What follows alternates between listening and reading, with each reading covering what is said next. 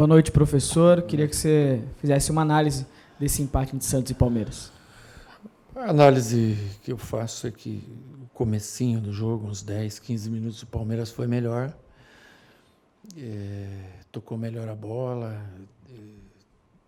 ocupou o campo de ataque mais tempo do que a gente, né? Nós demoramos uns 15 minutos para nos adaptarmos ao jogo, mas em contrapartida depois nós tomamos conta da partida, né?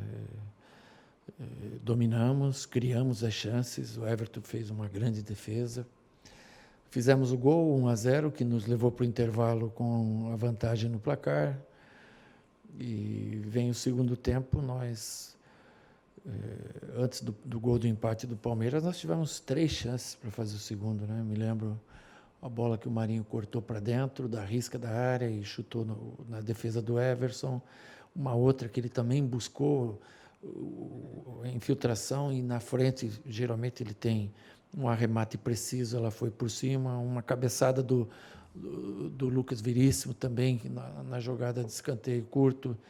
E são situações, chances de gol claras, né? E nós cedemos ao Palmeiras um escanteio. E na batida desse escanteio veio a penalidade, assim. Eu tomo muito cuidado em analisar os lances, né, para não vir cometer equívoco nenhum. E por mais que eu busquei a mudança de direção da bola ou alguma coisa, eu não consegui encontrar. Então, é um lance inconclusivo. Aí eu esperei o Lucas Veríssimo vir, perguntei para ele, a bola bateu na tua mão? Não senti, professor. Então, continua sendo um lance inconclusivo, né? Se você me mostrar que a bola desvia na mão dele, muda qualquer trajetória, eu olhei 300 vezes, está certo que é num aparelho pequeno, mas é inconclusivo. E assim, é um pênalti que o José Cláudio da Rocha Filho, que é o juiz do VAR, deu, que coincidentemente foi o mesmo árbitro de VAR que apitou nós em Palmeiras no Morumbi e deu aquele pênalti da falta que foi batida e bateu supostamente na mão do Alisson, outro lance interpretativo, né? Então, a gente perguntando quem era o VAR hoje, a gente vai levantar isso. Nada que venha a denegrir a honestidade, a integridade do José Cláudio da Rocha Filho, mas é uma coincidência bastante dura para nós, porque é um lance assim, que se você dá sequência, você tem que sentir o jogo dentro do campo. Quem jogou, quem fez parte do campo, sabe que quando acontece uma penalidade, todos os jogadores na hora já, opa, busca o lance. Se teve um jogador que, opa, pênalti, alguma coisa, tanto que quando para e ele vai no VAR, a gente pergunta, mas o que ele vai ver? Que é um lance inconclusivo. E mudou o jogo. Mudou o jogo, 1-1, mais 2, 3, 4 minutos, vem a segunda bola, e essa bola acaba eles cabeceando de novo, se eu não me engano, o Zé Rafael, e fazem o gol com o Mike. E se você não tem força, se você não tem um grupo com bastante energia e força igual a gente foi, você nem empata mais o jogo. Nós buscamos o empate e tivemos outras chances ainda para virar o jogo. Jogamos o time para frente, não satisfeitos com o empate, pelo que o time produziu, a gente foi melhor durante 70% da partida. Eu não sou muito de falar em números, tivemos tanto posse de bola ou tantas finalizações, mas, num geral, a gente foi superior ao Palmeiras, por isso eu entendo que fica um gosto amargo, apesar de ter buscado o empate, mas também fica uma satisfação de ver um time lutando, buscando o gol até o final. Você vê que a gente pôs o Bruno Marques do lado do Caio Jorge, buscando alternativa de conclusão, porque o fundo do campo ele se mostrava o caminho mais fácil para a gente chegar. Depois até com o próprio Laércio, que é um exímio cabeceador, para que a gente, ganhando essa profundidade, tivéssemos a finalização. E, infelizmente, mesmo com todas as mexidas que nós demos, a gente não conseguiu vencer, acaba empatando um clássico, que não é demérito nenhum, mas era um jogo para a gente ter ganho. Pergunta do Nivaldo Decilo, da TV Bandeirantes. Cuca, se não pelo placar, mas pelo desempenho e a dedicação nesse clássico, o time ele chega fortalecido para o jogo de quarta-feira contra o Grêmio? Não, chega forte porque a gente tem uma base sólida de jogo, né? A gente tem terça-feira aqui a gente perdeu para a LDU, mas não era jogo para perder, era jogo para ter feito 2 ou 3, né? Em que nós perdemos muito gols e gerou uma instabilidade emocional na equipe. E uma decisão ela é sempre perigosa, como acabou acontecendo, mas num geral a gente foi melhor e passou adiante a fase. Então a gente tem confiança. Não é um empate com o Palmeiras que vai nos tirar essa confiança, até porque nós jogamos bem. Na minha ótica, pecamos em um lance de cabeça, que foi no segundo gol do Palmeiras, e no primeiro, um lance totalmente inconclusivo. Pergunta do Felipe Mendonça, do Diário do Peixe. Cuca, boa noite. O posicionamento no setor ofensivo variou muito durante a partida. Qual a leitura que você faz desse duelo tático com a defesa do Palmeiras e qual a importância de ter jogadores com essa versatilidade? Eu tento achar o lugar para o jogador render mais no jogo. Eu tentei com o Soteldo pela esquerda, com o Marinho por dentro, o Marinho pela direita, o Lucas pela direita, pela esquerda, de segundo atacante, o Caio Jorge de centroavante, o Caio Jorge de meia e acabou de segundo volante. Então, a gente tenta encaixar o time para que ele possa ser ofensivo o máximo dentro de uma organização. Acabamos com o Pituca na lateral, correndo até risco de perder o jogo, porque a gente queria ganhar, né? Não abrimos mão da vitória, corre-se um risco calculado e não foi possível, mas a gente mexeu as peças como a gente podia, né? E eles foram, de uma maneira geral, bem. Uma pena não ter ganho. Pergunta do Fábio Lázaro, do Jornal Lance. Cuca, assim como na partida contra a LDU, você optou hoje por montar uma equipe com 4 atacantes de ofício e sem nenhum meia ali de ofício. Você acredita que encontrou o Santos ideal dessa forma? O que levou você a tomar essa decisão? Quem que perguntou isso? Fábio Lázaro, do Lance. Fábio Lázaro, do Lance. Nós trabalhamos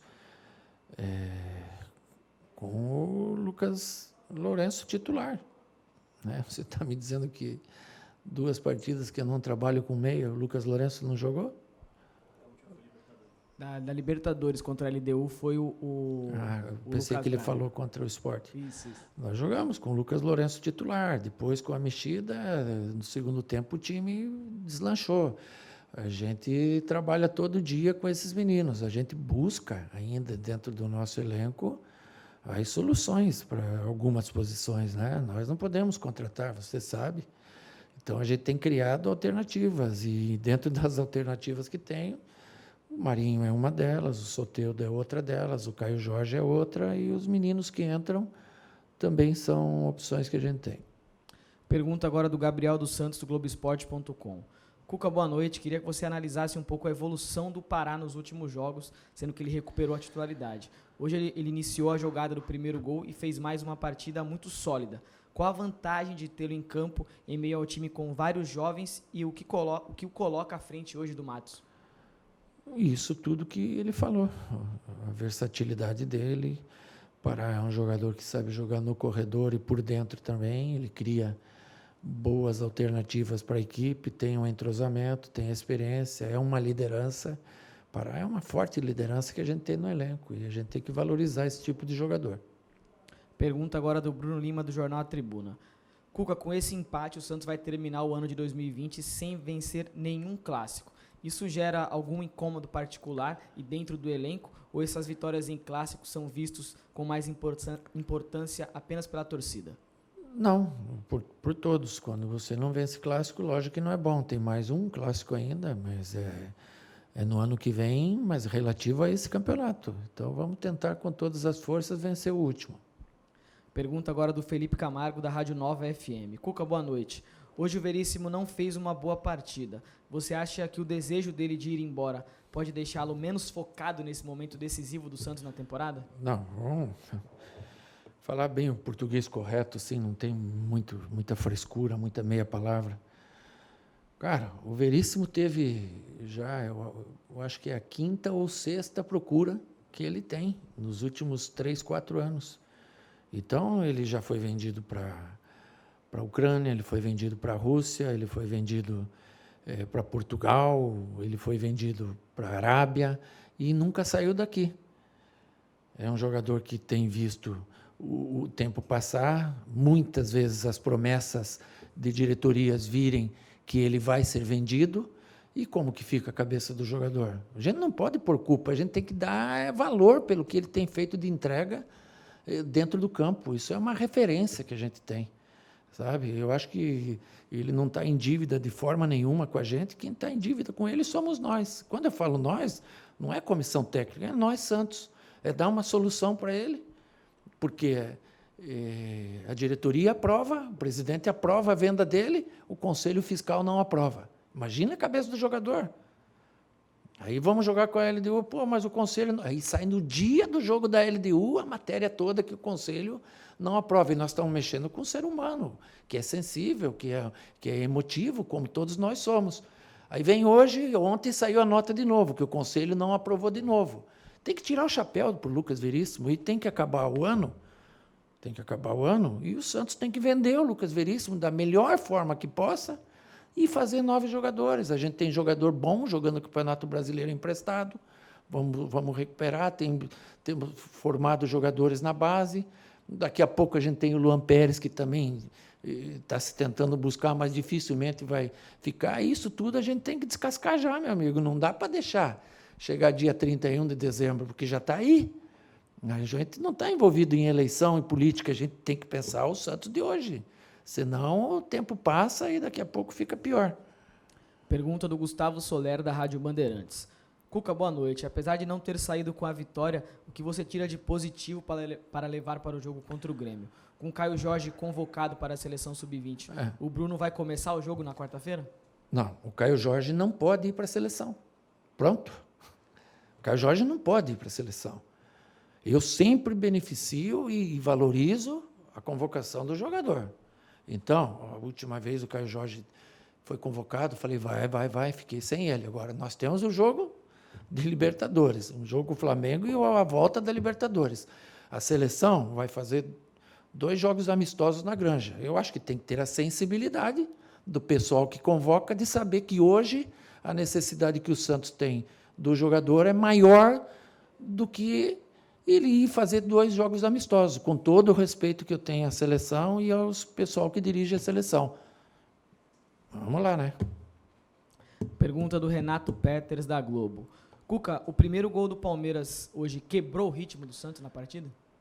Quebrou porque foi um lance inconclusivo. É um lance inconclusivo. E daí não é choro. Se é pênalti, é pênalti. Abriu, bateu no braço, mudou a direção, pum, pênalti. O José Cláudio da Rocha Filho, que foi o mesmo árbitro do VAR que apitou lá no jogo do Morumbi, aquele outro pênalti, achou que foi pênalti. Chamou o Flávio e acabaram dando pênalti. Eu olhei 300 vezes ali, não consigo, tá certo que é um aparelho pequeno. Talvez quando eu chegar em casa lá e ver no aparelho maior eu veja a mão. Chamei o Lucas Veríssimo, foi pênalti, Lucas. Não senti a bola bater na minha mão, professor. Eu vou lá falar na entrevista, não senti a bola bater na minha mão. Estou repassando.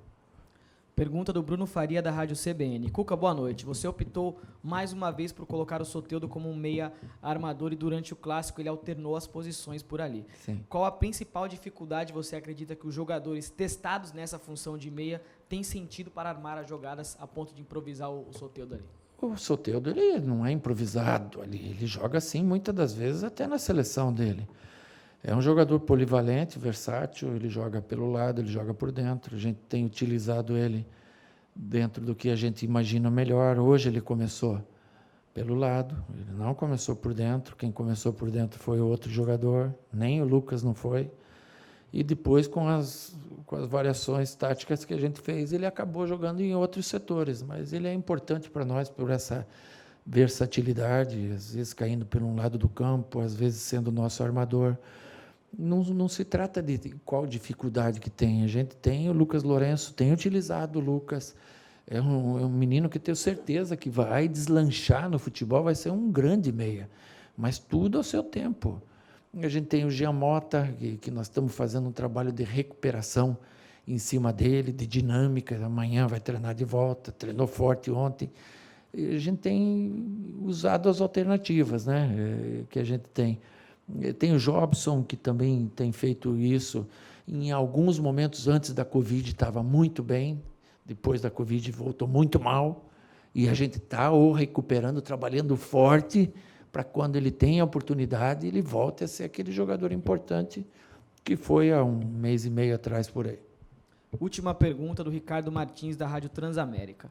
Cuca, por que a opção de colocar os titulares no jogo de hoje, sendo que na quarta-feira tem o jogo decisivo para a Libertadores? Porque nós tínhamos 37 pontos, ganhando a gente ia a terceiro lugar hoje, e porque eu tenho domingo, segunda e terça para recuperar o jogador para quarta-feira. Hoje, se eu não ponho o time titular, eu teria jogado na terça e ia esperar até a quarta. Então, a gente não tem uma certeza, assim, de que você deixando os caras 8, 9 dias parados, eles vão render mais ou menos. Tem um certo momento que a melhor coisa que tem para o jogador é jogar, quando ele não tem o desgaste físico, como eles não tiveram depois do jogo, eles treinaram o suficiente. Quando eles não têm o desgaste de locomoção, como não tiveram com viagens com isso, então eles estavam prontos para o jogo. Graças a Deus, assim, um primeiro momento a gente não perdeu ninguém por lesão, e agora a recuperação ela vem até quarta-feira, e é outra situação, outro jogo, outra competição. Obrigado, professor.